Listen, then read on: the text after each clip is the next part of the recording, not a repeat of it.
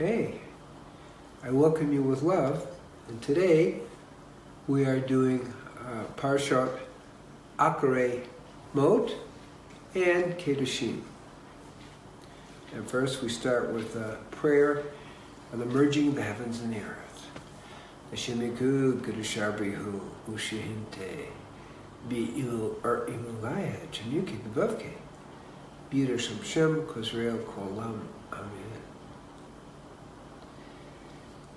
Actually, we're only going to get through the first line of Acharei Mot because it speaks directly to a very, very deep issue in the liberation process.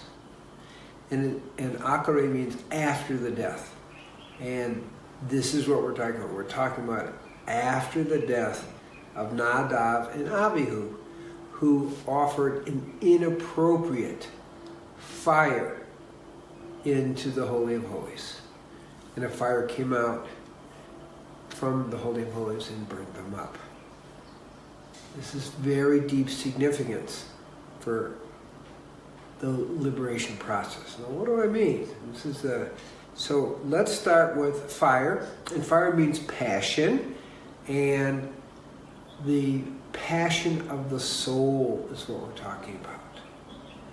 And the fire of God comes out in us through the passion of the soul for God. The question is, how do we manage that passion of the soul so it doesn't burn us up? In the last 45 years of spiritual life, I actually have seen people not be able to manage that passion of the soul and get burned up. So I'm not trying to scare you, but there are many dead souls along the way. This is why this is such an important teaching following this very sobering event. But it's very real. It really does happen to people. And so the key theme is, how do we manage that passion of the soul that burns so much that we want to merge with God? The question is, how do we do it in a way that we integrate it and it becomes part of us rather than burning us up? And there are several examples of exactly what I'm talking about. In the Pardes story, with Rabbi Akiva, he took 3 rabbis into him. One was Rabbi Aziz. Okay, and Rabbi Ben Aziz, and he was a very intense student. He studied all the time. He never got married. He never really was grounded. He was just totally focused on his studies. And when he went in and had a vision of the divine, he was so imbued by it that he literally died. He couldn't hold it. He couldn't integrate it because he didn't have the grounding. That is a powerful example of how that works. Then there's another rabbi, one was Ben Zilman, and he was grounded and was very solid in his spiritual life and family life. But he had a vision of the divine, and he went crazy because he wasn't spiritually pure enough.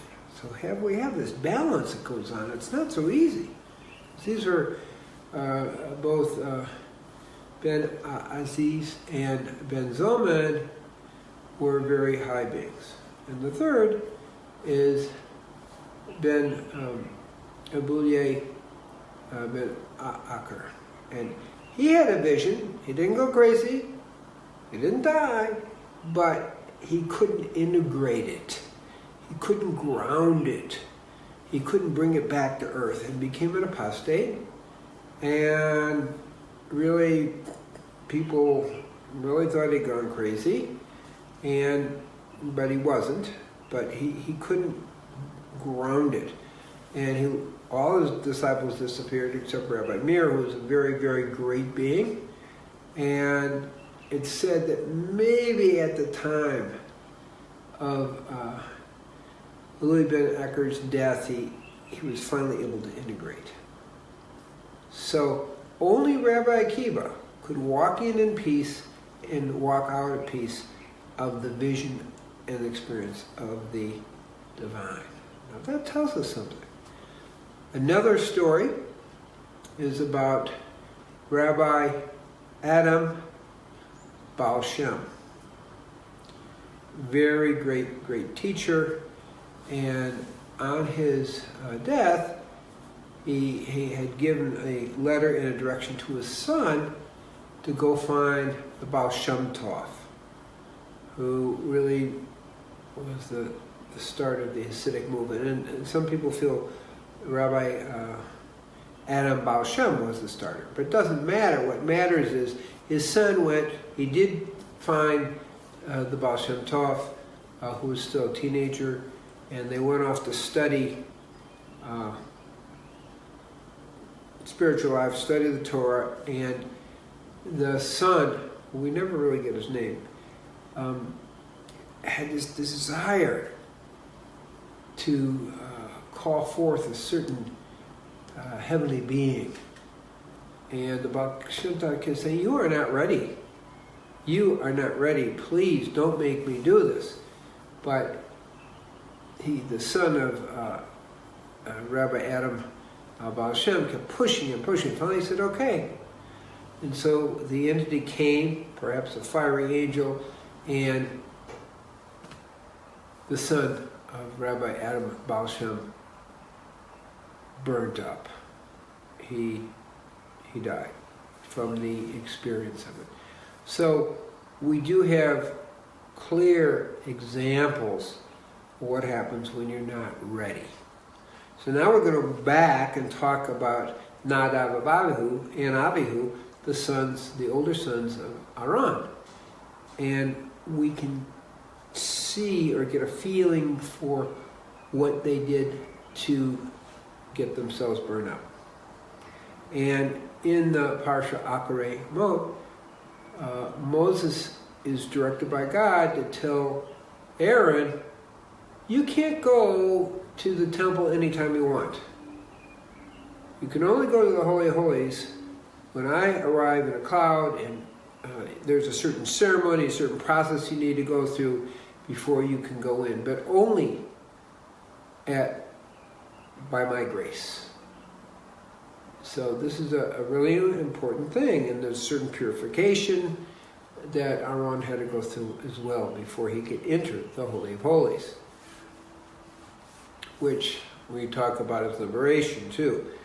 So the Nadav and Abihu didn't follow the rules, and that's why perhaps Aaron had to be told. So what happened to them is that they just had this intuition, they just really needed to do this, that somehow the fire of the Holy Holies was going to burn up everybody. So they didn't ask their father, Aaron, and they didn't ask Moshe, their uncle. They just went forth, made an offering of the inappropriate fire at their own time, in their own way, at their own pace, and from an egoic point of view.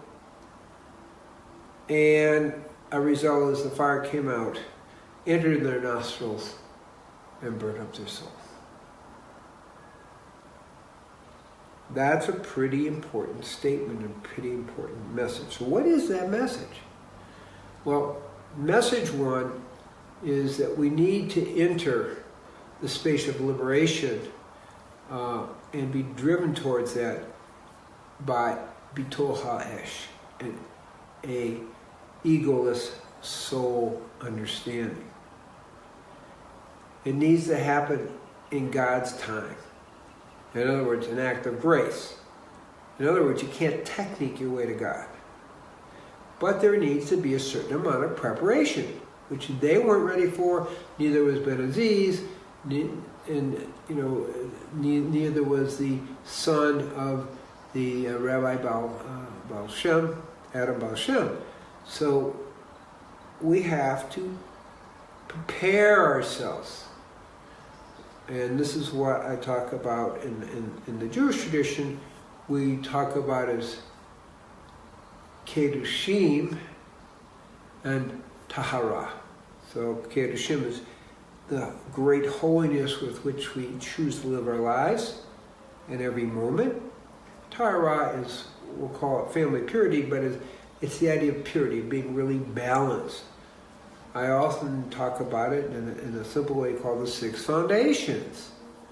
And that's where we're eating the 100% vegan, 80%, at least 80% live food diet. We're building the life force, the energy. We do it with breathing, and we do it with movement.